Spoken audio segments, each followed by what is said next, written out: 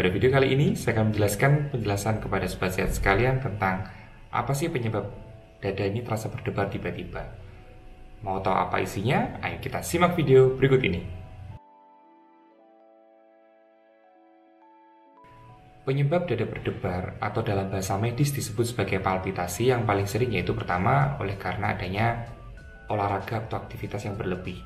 Pada saat seseorang akan mengalami terasa dada berdebar, biasanya sebelumnya dia habis melakukan jalan cepat atau habis berlari, dada itu akan terasa berdebar. Dan yang kedua yaitu kurang tidur. Pada pasien-pasien yang biasanya dia akan mengalami sulit tidur, itu pada pagi harinya akan mengalami dada terasa berdebar atau tidak enak. Yang ketiga yaitu kebiasaan. Jadi ada 3 kebiasaan yang bisa menyebabkan dada berdebar.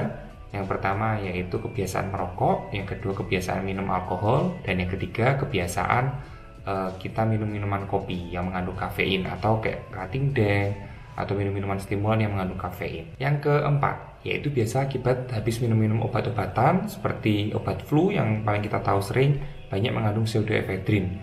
Pseudoephedrine ini sendiri yang akan menyebabkan memiliki salah satu efek samping dada berdebar. Namun tidak hanya pseudoephedrine, ada obat-obat lain juga yang bisa menimbulkan terasa dada berdebar. Maka dari itu sobat sehat harus lihat apa saja efek samping dari obat-obat yang sobat sehat minum. Yang kelima. Nah, yang kelima ini akibat suatu penyakit. Penyakit ini bisa penyakit jantung maupun non-jantung. Apabila penyebab penyakitnya non-jantung, yang paling sering yaitu misalkan adanya kondisi penyakit hipertiroid. Hiper artinya tinggi, tiroid artinya ya kelenjar tiroid itu.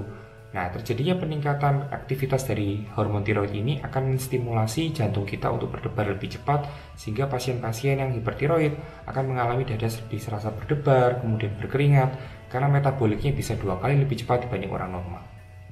Selain hipertiroid, ada juga kondisi seperti kondisi di mana terjadi ketidakseimbangan elektrolit atau namanya electrolyte imbalance, di mana kadar kalium yang biasanya tidak seimbang, terlalu tinggi atau terlalu rendah, atau kondisi-kondisi lainnya itu bisa menyebabkan terjadinya satu rasa sensasi berdebar.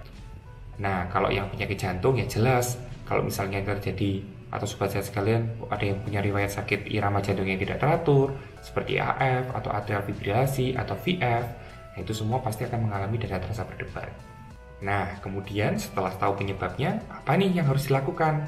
Kalau misalkan penyebabnya karena olahraga, ya harus beristirahat dulu, harus duduk, tarik napas panjang, kemudian nanti tunggu, nanti akan lama-lama dada terasa berdebar itu akan berkurang.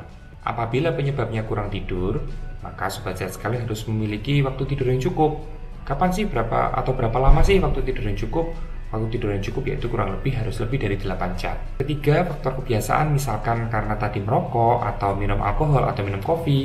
Nah, ini harus dihindari, mau nggak mau kebiasaan ini harus dihindari. Maka kalau sudah tidak ada pencetusnya, maka penyakit berdebar ini pun atau terasa berdebar sensasi ini pun akan berkurang. Dan yang keempat, misalkan karena obat, misalkan habis sobat sehat minum obat flu terus terasa berdebar, atau minum suatu obat yang baru diberikan oleh dokter terasa berdebar, nah itu berarti tandanya mungkin sobat sehat perlu konsultasi lagi. Nah, sementara apa yang bisa dilakukan? Di stop dulu obatnya, setelah itu jangan diminum lagi, konsultasi dulu lagi ke dokter, baru kita konfirmasi apakah tetap boleh diminum atau tidak. Yang kelima, kalau penyebabnya karena penyakit, ya ini harus kontrol ke dokter, harus konsultasi ke dokter. Jadi supaya dapat obat untuk penyakitnya, sehingga rasa berdebar ini pun hilang. Sekian video saya kali ini sobat sehat. Saya harap video ini bisa bermanfaat untuk sobat sehat sekalian. Dan jangan lupa buat teman-teman yang belum subscribe atau sekedar nonton, silakan tekan subscribe dan tanda lonceng yang ada di bawah. Sekian dan salam sehat.